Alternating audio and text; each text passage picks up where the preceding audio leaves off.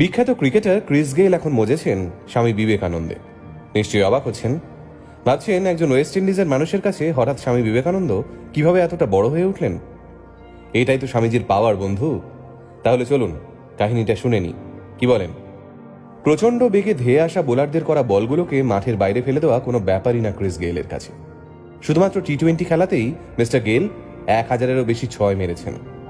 এ তো গেল মাঠের ভিতরের কথা, কিন্তু মাঠের বাইরেও ক্রিস গেইল একজন রঙিন মানুষ ছিলেন। প্রতিদিন নাইট ক্লাবে যাওয়া, মেয়েদের সঙ্গে উদ্দাম ফুর্তি করা, এই ছিল মিস্টার গেইলের রোজ নামচা। আর সেই ক্রিস গেইল কিনা এখন স্বামী বিবেকানন্দ ছাড়া আর কিছুই ভাবতে পারছেন না। এমনকি ঘুমোতে যাওয়ার সময়ও তিনি সাথে রাখছেন স্বামীজির বই। ব্যাপারটা এমন নয় যে ওয়েস্ট ইন্ডিজে স্বামী বিবেকানন্দের খুব চর্চা হয়। আমেরিকা, ইউরোপে রামকৃষ্ণ মিশন থাকলেও ওয়েস্ট ইন্ডিজে রামকৃষ্ণ মিশনের কোনো নামগন্ধই নেই। কিন্তু গেইল ঠিক খুঁজে বের করেছেন স্বামীজিকে। এক সাংবাদিককে তিনি বলেছেন, বিবেকানন্দ আমার ভিতরের আলো জ্বেলে দিয়েছেন। ক্রিস গেইল এখন একদম অন্যরকম মানুষ। যে মানুষটা একসময় মদ আর নারীতে ডুবে থাকতেন, তার এখন সময় কাটছে ধ্যান করে আর স্বামীজির বাণী শুনে। শুনতে ভীষণ অবাক লাগলেও কিছুদিন আগে ঠিক এই কাণ্ডই ঘটেছে। টুইটারে ক্রিস গেইলের একটি ছবি বেশ ভাইরাল হয়েছে।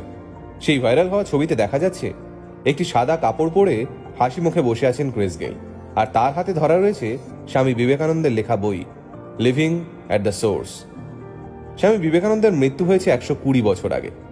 কিন্তু ভাবুন, 120 বছর আগে তিনি যেটা ভেবে গেছেন, সেই ভাবনায় আজও দেশ বিদেশের সাধারণ থেকে নামিদামি মানুষেরা প্রভাবিত হচ্ছেন, অনুপ্রাণিত হচ্ছেন। যুগাবতার হয়তো একেই বলে। স্বামী বিবেকানন্দ ছোটবেলায় ছিলেন ডান পিটে। তিনি বলতেন, চোখে না দেখে কোনো কিছু বিশ্বাস করা উচিত নয়। কিন্তু সেই ডান পিটে ছেলেও শ্রী রামকৃষ্ণ দেবের সান্নিধ্যে এসে একদম পাল্টে যায়। আমাদের দেশের নানা সংস্কৃতি এবং হিন্দু ধর্মের বাণী ছড়িয়ে দিতে আমেরিকার শিকাগো শহরে পাড়ি দিয়েছিলেন বিবেকানন্দ। বিশ্বের সমস্ত ধর্মের প্রতিনিধিরা হাজির ছিলেন এই শিকাগো শহরে। এছাড়া উপস্থিত ছিলেন হাজার হাজার সাধারণ দর্শক। সেই হাজার হাজার দর্শকের উদ্দেশ্যে তিনি নিজের বক্তৃতা শুরু করেন sister and brothers of America দিয়ে। মুহূর্তের মধ্যে করতালিতে ফেটে পড়ে আমেরিকার মেমোরিয়াল আর্ট প্যালেস। মাত্র একটি বাক্য খরচা করে সমস্ত দেশের দর্শকদের প্রিয় বক্তা হয়ে ওঠেন স্বামীজি। স্বামী বিবেকানন্দের জন্যই পৃথিবীর মঞ্চে ভারতের নাম পাকাপাকিভাবে উঠে যায়। স্বামী বিবেকানন্দ বুঝেছিলেন, আমাদের দেশের তরুণদের জাগাতে না পারলে দেশের সার্বিক উন্নতি সম্ভব নয়। তাই দেশের তরুণদের উদ্বুদ্ধ করতে পায়ে হেঁটে দেশ ভ্রমণে বেরিয়ে পড়েন তিনি। আজও তার লেখা সমস্ত কালজয়ী বই পড়ে এবং তার বলা বাণী শুনে অনুপ্রাণিত হচ্ছেন জর্জ হ্যারিসন থেকে ক্রিস গেইলের মতো সব তাবড় তাবড় মানুষ। যে গেইল মাঠে নেমে ঝড়